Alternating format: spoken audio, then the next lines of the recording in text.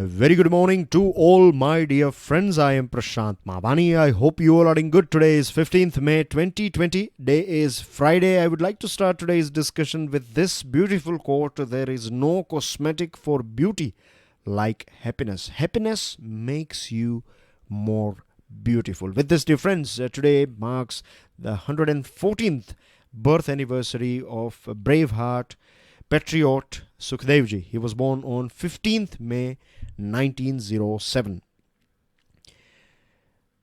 We have launched a smart course. This smart course is designed by the best faculties of our country. They have designed this course keeping in mind the necessity of Civil Services Examination. At present, we do offer EMI option as well on our smart course. This is valid till 20th May only, so make the most out of it. To find out more about it, all you have to do is download our mobile app on your mobile phone.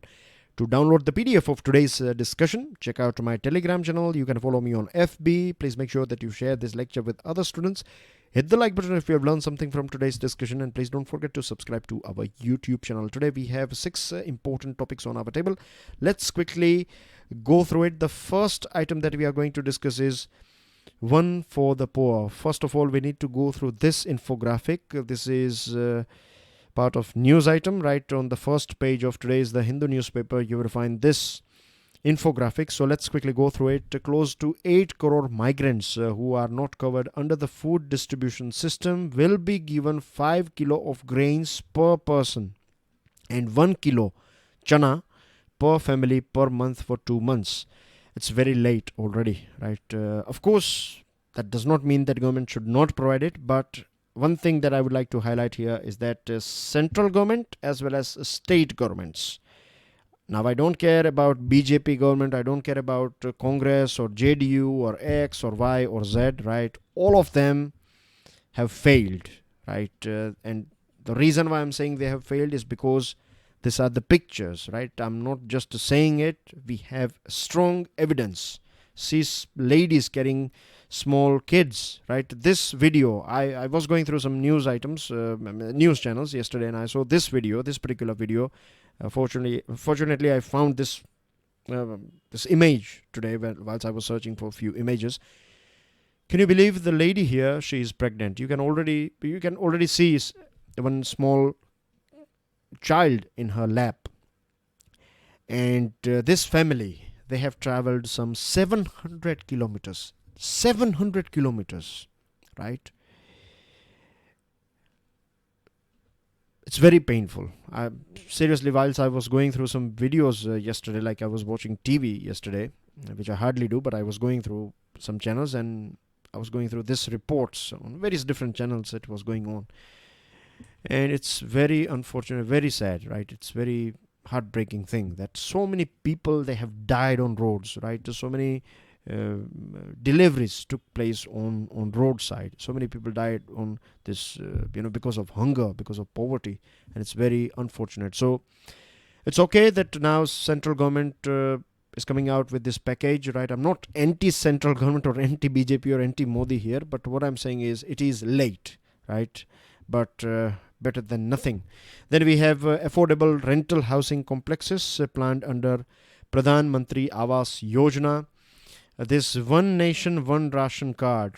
Again, it is very late, but the government has said that it is going to implement it by before March 2021. Let's hope that this becomes a new thing. And I think we have this technology. We don't need a proper card now. You don't need a physical card. You can use people's mobile number, right? You can use their thumb, and we can develop this system. We are IT superpower, right? India, we have produced talented people who have done wonders. Then we can design this software, we can implement this thing, and you don't need to install heavy machines or devices, right? You can make a mobile app. At your PDS store, the person who is in charge of PDS store, he can use a mobile phone or a tablet or something, and you can press. We have this fingerprint scanner in every mobile phone nowadays. You can use that, and then you will get the full data, whether that person has got his share or not. If someone is trying to cheat the government, you can stop that person. isn't it? So we can do all these things if we have will. Then interest subvention worth 1,500 crore. This one is for small businesses under this Mudra Shishu loans up to 50,000. Under Shishu you get up to 50,000 rupees loans. So interest subvention for this small loans. 6,000 crore for Adivasis and tribals for generating employment or boosting employment.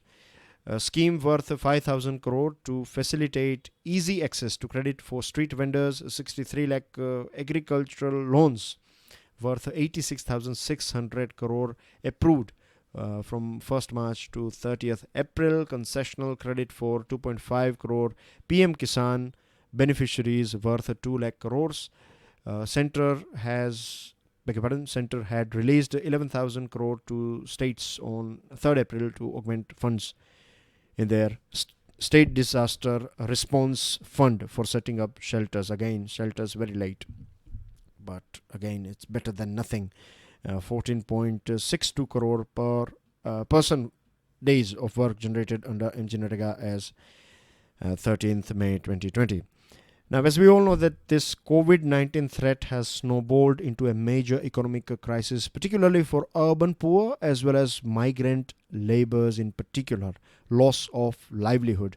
See, as a students, you are well aware that we have crores of people living in our country, that if they don't get any income for 2-3 days, or let's say a week on an average, then after a week their survival means they will die, they may die. This is a common knowledge. I believe Pan India, we know this thing. Then why government, like on the first lockdown 1.0 itself, state governments as well as central government, they should have some sort of plan, that with the help of that plan they should have provided food and other necessary items to these people, so that they would have stayed there rather than traveling 700, 800, 900 kilometers and then dying on the roads. Government has also said that they will give more jobs where they are under this MGNREGA, but the problem with MGNREGA is that the big problem in normal days as well, the big problem was delay in wages. So government should make sure that we don't find anything like that after this lockdown is lifted.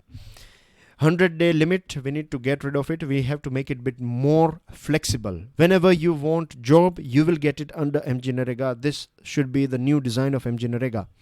It is the responsibility of state governments now to implement all the schemes, all the things that are being announced by central government. And we have already talked about this thing, this one ration card for one nation, right? We could have done it earlier on as well, but unfortunately, we are living in a country where it doesn't matter which government is, we find this sort of delays, generally speaking, in everything that we do, right? On paper, we are very good in designing strategies, but when it comes to implementation, we are not that great. So that's a big problem. PDS system as well, we have talked about it, that you have corruption there. I'm not saying that we need to get rid, means it is not working at all. But there are loopholes, and we need to pay attention to these loopholes as well. I think not just 5 kilo of this dal and not just 5 kilo of this grain and 1 kilo of dal will sort out problems. What you have to do is you have to provide a proper, either you provide them a meal, a balanced, well-diet meal, so that they can get their nutritions. Because if you are just giving them grains and then you are giving them dal, then that is not the end of their problem. They don't have any shelter. They don't have any place where they can live. So how they are going to cook it? On top you have lockdown, so they have to go into nearby jungles or the bushes. They have to collect that wood and then they will come back. And then we have problem of pollution and so many things. So either government should provide meals, or if you are providing raw material, then make sure it has clean drinking water as well in it, right? They should have... let's say if you cannot provide milk for transportation issues, then you can provide milk powder or something like that, so that they can have balanced diet. So now everything will depend on implementation. If we declare all these things, all this money, but if implementation is zero, then nothing will happen. We have seen this thing early on as well, when government came out with this RBI, and RBI came out with this liquidity package and liquidity infusion, and when central government said that it is going to inject more money, what we saw, it's at the grassroots level. RBI, let's say, reduced its repo rate, but this was not transmitted by the banks. So at the top of pyramid, if you're making changes, that does not mean that changes will be visible at grassroots level. So implementation is the key. Second thing, lockdown syndrome. It's again a very matter of common sense that because of lockdown, industrial reports, industrial indexes are going to be in negative. The latest one, index of industrial production, IIP, contracted by 16.7% in March. Last week of March means this lockdown started on 25th March, isn't it? So the last week of March, it was the first week of lockdown. And this is one of the main reasons why we see this IIP in minus 16.7. Just imagine what's going to be next, means after this. April's data is going to be very bad, right? It's going to be in even more darker red zone, because this whole month of April, there was no sale of, let's say, if you talk about automobiles, then there was no sale of any car or any sort of vehicle. So numbers are going to be more horrific for the month of April and for later on. And if you compare this March 2020 with March 2019, then March 2019 was positive 2.7. Here we find a negative 16.7. Manufacturing sector, which witnessed a contraction of about 20%. One of the main reasons is there were no labor available. Then we find a 1/3 drop or contraction in end goods. Capital goods as well dropped. When capital goods or the numbers or figures of capital goods are nosediving, that means that investment in the market is not taking place. This is an indication. Consumer durables. If consumer durable numbers are nosediving, that means urban demand has dropped, right? So these are indications that overall you can see that things are going down. And as I already explained it to you, that figures of April are going to be much more bleaker, isn't it? Growth for the whole financial year could also be in negative.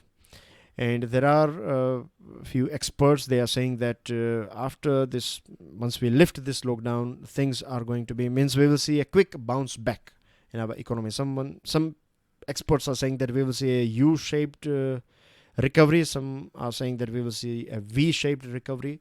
But let's hope that we see a recovery as quickly as possible. And it will all depend on policy environment of states as well as central government. I have already explained this point to you, isn't it, that previous attempts by the Reserve Bank of India and government to flush the system with liquidity, after all, have failed to improve credit flow to businesses.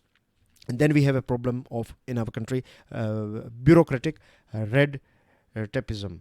What it means is we have this whole chain of command in our country. You have this hierarchies where you have people. So let's say you are this district collector here, and this is your chief secretary. So if you decide on something, then you will pass this thing, you will ask for permission here, that will go here, that letter will go here. So it will go finally to CS.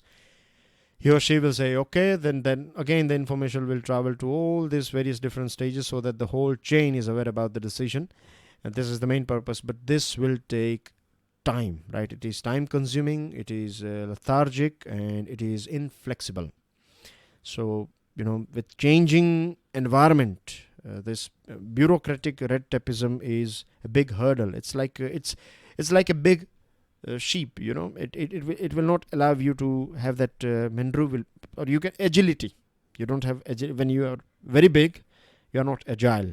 So, and this time we need more agility. So recovery will depend on implementation, on credit flow, support, and this flexibility. Keeping Asia Pacific afloat. Very important article, right? If you see Asia Pacific region, one thing, if you pay attention to this infographic or map here, you will find that, and if you open your Atlas book, then you will find that big cities, or in this part of the world, most of the people are living in coastal region. I'll give you one example of Australia. If you observe Australia, then you will find that their biggest cities, right, you will find them. Most of them are coastal cities. You hardly find any big cities in interior part. You find them in coastal region, and same thing applies to this portion as well.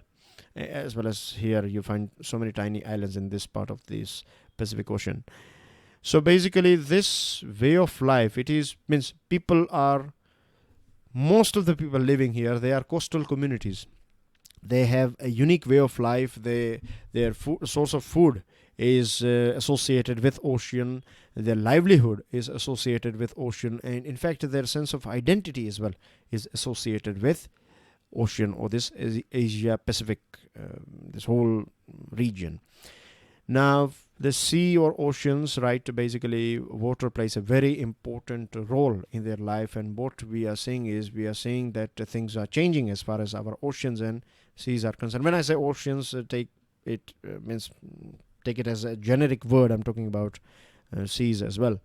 So what we are doing, or what we have been doing for a very long period of time, is that we are overfishing. We are basically exploiting for profit. What we are doing is we are exploiting. We are just sucking away all the resources that we need, as well as with this big trawlers and big machines that we have, we are also killing all those species that we don't need, right? It's like a collateral damage that we are doing to our oceans for our profits. And this overexploitation is harmful for the biodiversity, as well as reproduction, as well as this whole biodiversity of oceans. So point number one. Second thing is plastic pollution. More people living coastal area, more pollution, more plastic usage, more pollution. Roughly around, you can say, Asia Pacific produces nearly 50% of global plastic by volume, and they consume some 38% of this plastic that they produce. So we find plastic basically everywhere, and we are destroying our oceans. Like oceans, they play a very important role in CO2 absorption. They are like sinks. They absorb CO2. What we are doing is we are killing fishes and biodiversity, so this CO2 will be released again in atmosphere. So this is one problem. On top, you are adding more plastic. This is killing our biodiversity, or ocean or marine biodiversity. So we are basically burning the candle from both ends, right? It's going to run out. We are going to run out of this thing very quickly. The big problem that we find is lack of data. Without data, you cannot take decision, right? And we find that we don't have any proper generic, or you can say standardized data. Because every country living here, they have their own methodology, they have their own national statistical systems, they have information gaps, and we find big mismatch in data. So this article is suggesting that, first of all, what we need to do is we need to create a system where we harness ocean statistics, we share data with each other, we create a standardized method of collecting right amount of data. Once we have data, then we can take decisions. Once we take decisions at multilateral level or international level, then we need to take or make this international decisions or guidelines. We have to convert them into our national goals, and then this national goals should be implemented at local level. So we have to localize global agreements. Only then we will be able to stop this exploitation, this pollution, and this degradation of our ocean, right? So that's what this article is all about. Moving on to next two articles. Both these articles are about labor, right? Or this, in recent past, we saw that various different states, they have changed their labor laws. Now, employers now want labor laws to be relaxed. Of course, they want it, isn't it? Because this will make their life a bit more easier. They will get the maximum out of their people. In fact, earlier on they used to hire 10 people, but now your hours are increased, so you can get the same thing done with the help of 5, or let's say 6 or 7 laborers rather than 10 laborers earlier on. So this is going to be beneficial for the profit of that company, and many people will argue that it is very important, this is hard time. But just imagine, let's say out of 100, if 80 people are getting job and 20 are not, then what you are going to do with that 20? It may look like you will give them MG Narega and other facilities or free food, but this is not a permanent solution. Anyway, Dear friends, various different states, they have changed various different things, and I'm not going to repeat the same things because we have talked about it early on as well. Like, I'll just give you one example. Like early on, 8 hours was your shift time. Now it is 12 hours, right? When it comes to overtime, you will not get overtime.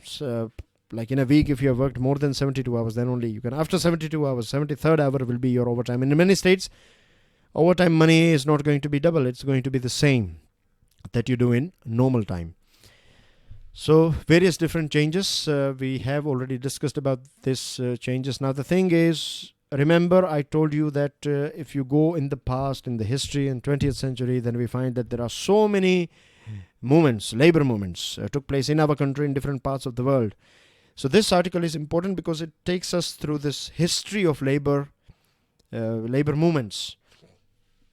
Back in 1819, when we were under this imperialism, at that point of time, remember this Assam was famous. I'm sure you know a little bit of history that Assam is, even today, Darjeeling, other places are famous for. Darjeeling is of course not in Assam, it is in West Bengal, but Darjeeling tea, and in parts of Assam as well, you have this tea plantations even today. So British people, they introduced tea in our country, and for their profit and for British culture, basically plantations were created in our country, and laborers, like slaves basically, right? In the name of labor, these people were made slaves. Indians were made slaves who were working here, and they came out with this barbaric system, Bengal Regulations VII, 1819. So you are under a 5-year contract. You have to work throughout the day, right? You will not get any rest. You will get just a little bit to survive, a little bit of food, no money, just food. And you have to work like animals, right? They will treat you badly. And if you try to leave, then they can punish you. Beating and something is very, very, very common, right? You have no human rights, nothing. Then in 1863, they came out with this Transport of Native Laborers Act, made it a bit more stringent, made it a bit more inclined towards the employer or the owners of these plantations and other factories. And there were this provisions of 6 months of imprisonment as well if you misbehave or if you try to run away. Then they created this special immigration police back in 1865. So what we are seeing now is a little bit of shade of 150 years ago. What things used to be, we find the same thing in the changes that are made by various different states. Earlier on, factory workers were supposed to work 16 hours per day. And after this protest, in our country, we saw this Factories Act of 1911. This introduced 12-hour work shifts, but this time was reduced by 4 hours, but low wages, arbitrary wage cuts, harsh conditions, this were visible even after this introduction of Factories Act of 1911. In 1920s, we saw various different strikes and agitations, and finally in 1935, when Indians entered in this parliament, when Indians entered, then they came out with, means they supported our labours, and they came out with few changes in labour laws. And finally, when our country got independence, when we had our own constitution, this laws and this things, protection, not exploiting people, all these things were included in directive principles of state policy, and right to life, and protect the right of life, and as well as this right against exploitations we find in Article 21 and 23 of our constitution. So after a very long battle, we reached here where things were included in this constitution, in directive principles as well as our fundamental rights. And we have some rulings of Supreme Court as well. In 1980, Life Insurance Corporation versus DJ Bahadur and others, the Supreme Court said clearly that if you are changing the conditions of service, then you can do it with a democratic process of negotiations. Either you negotiate with your labours, or you can do it with legislation. Now we expect that legislation will take discussions and everything will take place. So basically Supreme Court as well said that it should be done with a democratic process. You cannot do it just like that, you know. So the changes that are implemented by various different states, and now we are entering into second article that we find. It's basically this viewpoint of two experts on this whole changes. So what they are saying is that this Uttar Pradesh, Madhya Pradesh, Gujarat, and there are a few other states, and not just about BJP states, right? There are few states, they have made some changes with the labor laws. So the first question is, are the ordinances justified given the need to both preserve and create jobs in the wake of COVID-19 crisis? We need to create jobs. We need to create employment. Of course, that is need of the hour. But at the same time, you cannot play around with the directive principles of state policy. You cannot take away basic right of people, right? So the question is, will these changes that these states have made, will they pass constitutional test? Second thing, states have made changes with concurrent subject. Now, central government has created a boundary as far as the labor laws are concerned, and what some states have done, they have crossed this boundary. So we have to see whether this will survive or not, this changes.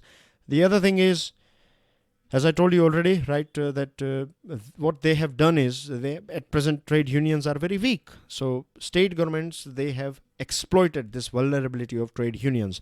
If you go through World Bank's survey of 2014, then this employers, their main concern is not labor laws. What they are worried about is they don't find skilled workforce and cooperative labor management relations. These are the two things that they have highlighted here, not the labor laws. Then we have another person who is giving his opinion, Amit Bhosle, and he is saying that in our country we have this labor surplus. We are a labor surplus country, isn't it? Particularly when it comes to unskilled blue collar workers, we are labor surplus. So the bargaining power is with the employer. There are so many companies, right? If you go there, then you find that so many people are not on their books. Like officially they'll be having 10 people on their books, but unofficially another 20. Total 30 people are working there, 10 on books and 20 are not on the books. So we find this thing is quite common, and you cannot, when you are not on books or payroll, right, you are basically unorganized. You are working, though even if you are working in a big factory or big company, you are unorganized labor, or you are working in a sort of unorganized sector where there is no protection. And we have seen this thing, right? We have just gone through some pictures. We know that the situation, even if 1 or 2 days work is not available, then this people's survival will come into question. So bargaining power was already with employers, and now more bargaining power will go. So they will get a free hand. They can exploit this situation however they like. So this is again not good as per AB. Was lack of flexibility an issue regarding manufacturing and job creation even before the pandemic? The thing is, it is not just the labor law. I'm not saying that our labor laws are best in the world. Yes, we have loopholes, and labor laws have always been, experts have always said that we need to change our labor laws. But this is the right time that we can make it a bit more humane by just offering cheap labor. We are not going to attract all that investment. You have to provide overall holistic environment where, let's say, 24/7 electricity, good security, right? Security in the sense your state, your region should be peaceful. Then you need to provide electricity, right? Internet facilities nowadays very important. Connectivity, transport facilities, right? Waterways, cheapest version of transportation. Is it available? If not, then next best option. Do you have train facilities, which is next to cheapest option, road transport, other things? Do you have airports over there so that your big executives can travel quickly, in the nooks and corners of your state or your country? How is your road connectivity? There are so many things, right? Your local market. All these things together makes one country attractive, not just the labor law. And there are other questions as well. Export conditions, like what are your export conditions? Wages, are they rising or not? What about your long-term flexibility? Do they have long-term, do you promise that you will keep the laws, the same law for a very long period of time, like more business-friendly laws? And when we say business-friendly, it's not about just profit. It should not be always profit-friendly. It should be stakeholders friendly, that everyone should enjoy. the profit, not just the company or the employers. Big, medium, small, we have various different sizes of our companies, right? And they all see labor regime differently. So this one size fits all will not help. And then we find that industry is reported to have urged the center to mandate the return of workers. Now, if the workers will not return, then you can prosecute them, or you can punish them, or things like that. But if you want to bring them back, then you should give them three things. First is transportation facility. How you are going to bring them back? Do you want them to walk back to your factories? Of course, no. This should not be allowed. Then second thing, how you are going to protect them from COVID-19? Are you ready to provide sanitation facility, shelter? What about their food security and things like that? And the third thing is, if you are bringing them back, if you are asking them to come back, then they should be promised with work, right? And humane work, right? Not exploitation. Then various states, they have diluted their safety laws as well. Not acceptable. Just few days ago, we were talking about this Visakhapatnam incident. So cannot compromise with safety. Working hours extension. Repetitive jobs. If you have to do it for a very long period of time, then for few days it's okay. But after a month or something, or maybe after a few weeks, depending on your hard work, after a few weeks, you will see its negative impact on your health as well as on your safety. So if you want to make our country a global manufacturing hub, then just low wage is not going to, it's not going to uplift us. As I told you, we need to improve our whole system. Then only we will see big difference. Moving on to last item of the day, it's about states cannot be left to center's mercy. Now the thing is, this whole thing was in news that states have started giving permission to sell alcohol. But the question is, why states are doing this thing? Means it's not going to create a good image of state. If you see, queues like big long snake, people are queuing for buying alcohol. The thing is, states are financially broke. They don't have that much money through which they can fight this COVID-19. When GST was introduced, at that point of time, a promise was given to state that we will look after your financial or your incoming revenue. What happened with GST, introduction of GST, that this money collecting power and implementing, earlier on, states were free to charge a sales tax on legislated by things that were legislated by their state legislature. But after the introduction of GST, now GST Council decides this thing, and then you have to collect this money, and then you have to give it to the central government, and then central government will give this money back to you. And we have seen that central government is not that accurate or punctual in releasing the share of states. So this has created a desperate situation for states, because even today states can implement duties on petrol, electricity, alcohol, land registration fees, etc. But all these things, petrol, electricity, land registration, these things are not taking place. So they have only one option, that sell alcohol, and whatever duty that you can get, you can use this money for fighting COVID-19 crisis. And now we find that the state governments are not allowed to do that as well. Central government is saying that you should not sell alcohol, and this will create more coronavirus cases. Yes, social distancing is important. We have to follow that. What we can do is states can do it online, right? You can order your whatever you want online if you want something, and that thing can be delivered, and states can collect money, revenue from this alcohol sales, and this can be used. Or else you should provide means money should be punctually provided.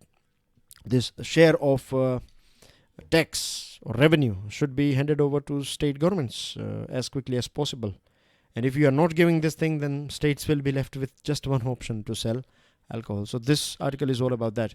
Dear friends, we are totally out of time now. So very quickly, news items. Doubling time slows down to 13.9 days. This is a good thing. Then you have this rules regarding homework, means you can work from home.